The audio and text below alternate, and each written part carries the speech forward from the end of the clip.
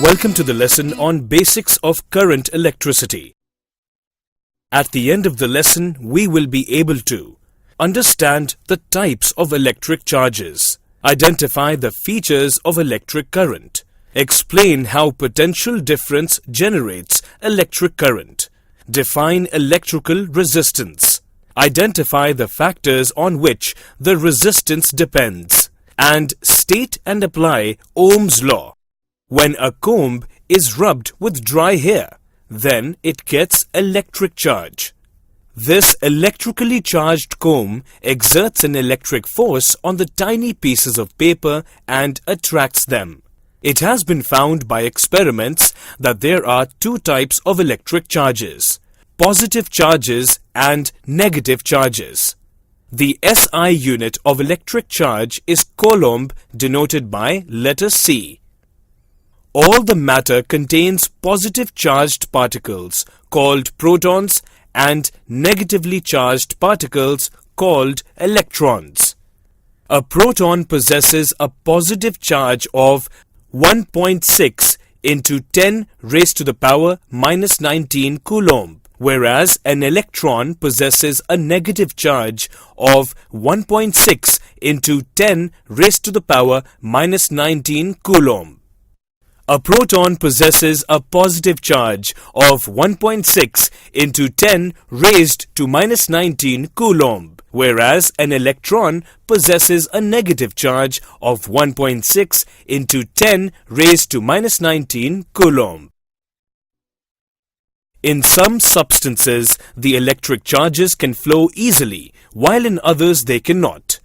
Those substances through which electricity can flow are called conductors. All the metals like silver, copper and aluminium, etc. are conductors.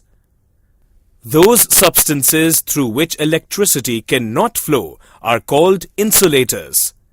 Plastics, glass, rubber, paper, dry wood, etc. are all insulators because they do not allow electric charges to flow through them. The presence of free electrons in a substance makes it a conductor of electricity. Electricity can be divided into two parts: static electricity and current electricity. In static electricity, the electric charges remain at rest. They do not move. For example, electric charge acquired by the comb when rubbed with dry hair, or the lightning which we see in the sky during rainy seasons, which also involves static electricity. The electricity which we use in our homes is current electricity. In current electricity, the electric charges are in motion and produce an electric current. Electric current is caused because of uniform flow of electrons in a particular direction. Electric current requires a continuous path of conductive material for electrons to travel through. As electron moves in a conductor, it pushes one ahead it. Thus, all the electrons move in a group. The SI unit of electric current is ampere. When 1 coulomb of charge flows through any cross-section of a conductor in 1 second, the electric current flowing through it is said to be 1 ampere. Current is measured by instrument called ammeter. The ammeter is always connected in series with the circuit in which the current is to be measured. When a small positive test charge is placed in the electric field due to another charge, it experiences a force. So, work has to be done on the positive test charge to move it against this force of repulsion. The electric potential at a point in an electric field is defined as the work done in moving a unit positively charged from infinity to that point. Potential is denoted by symbol V and its unit is volt. The difference in electric potential between 2 points is known as potential difference.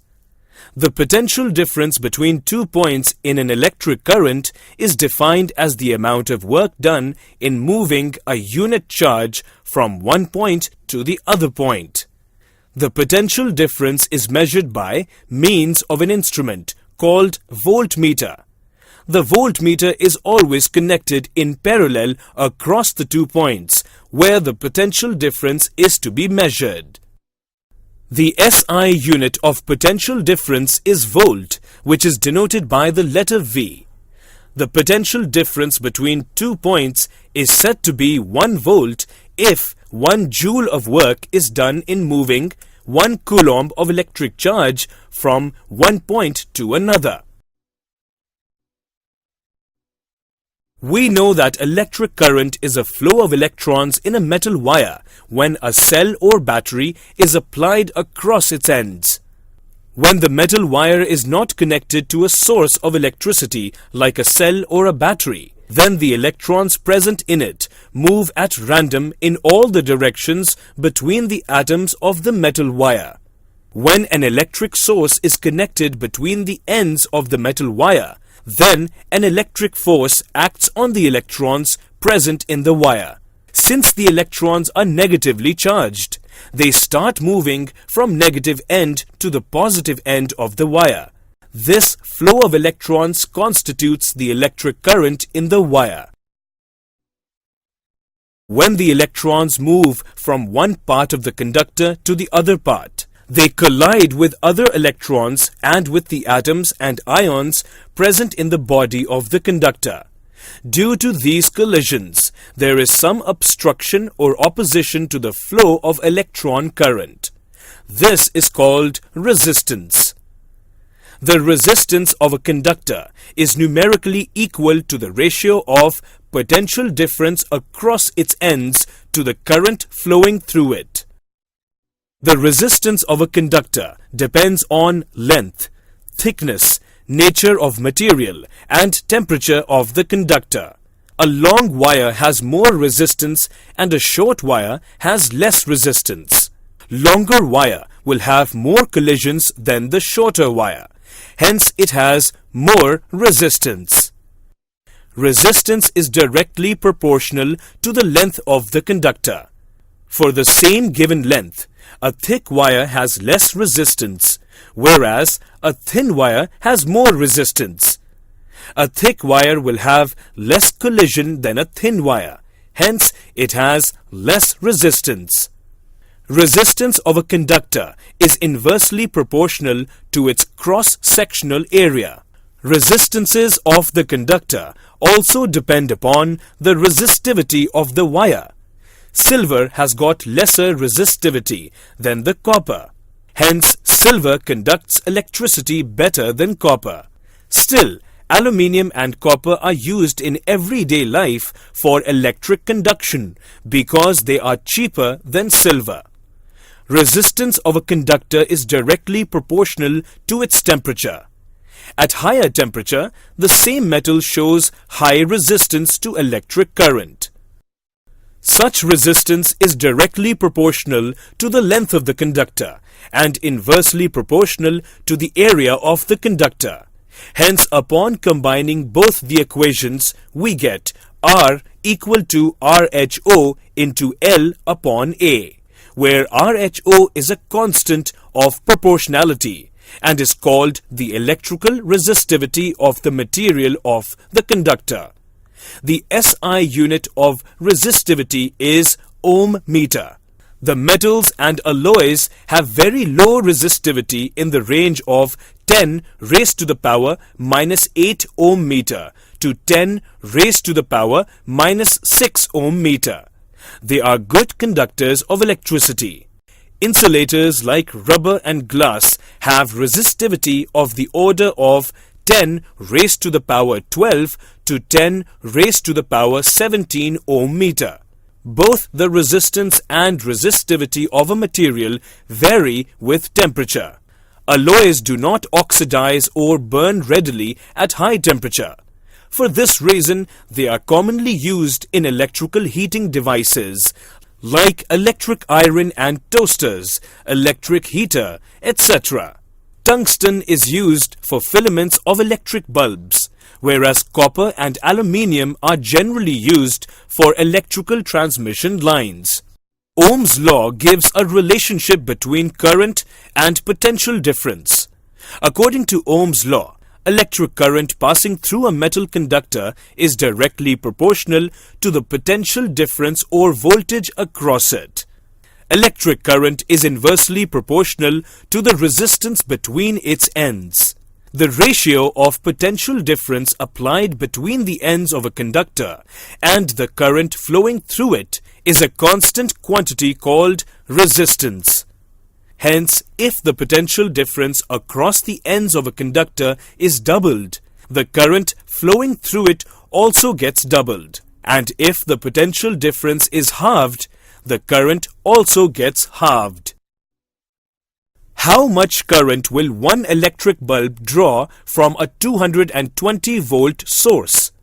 If the resistance of the bulb filament is 1100 ohm, how much current will an electric heater coil draw from a 220 volt source if the resistance of the heater coil is 100 ohm? Potential difference across the bulb is 220 volts and resistance is 1100 ohms. Hence, the current drawn by the bulb is equal to V upon R, which is equal to 0.20 ampere. Potential difference across the electric heater is 220 volts and resistance is 100 ohms. Hence, the current drawn is equal to 2.2 ampere.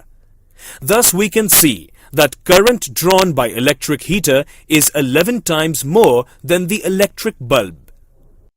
Resistance of a metal wire of length 1 meter is 26 ohm at 20 degrees Celsius.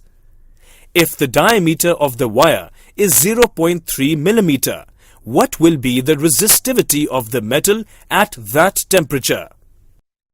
We are given length of the wire is 1 meter. Resistance is 26 ohms and diameter is 0.3 millimeters, which is equal to 3 into 10 raised to the power minus 4 meters. Resistivity of metal wire is equal to R into A upon L. Area is equal to pi into d square upon L. Upon putting the value and simplifying, we get 1.84 into 10 raised to the power minus 6 ohm meter. Hence, this is the resistivity of metal wire at 20 degrees Celsius. At the end of this lesson, you are able to understand the types of electric charges, identify the features of electric current, explain how potential difference generates electric current, define electrical resistance, identify the factors on which the resistance depends, and state and apply Ohm's law.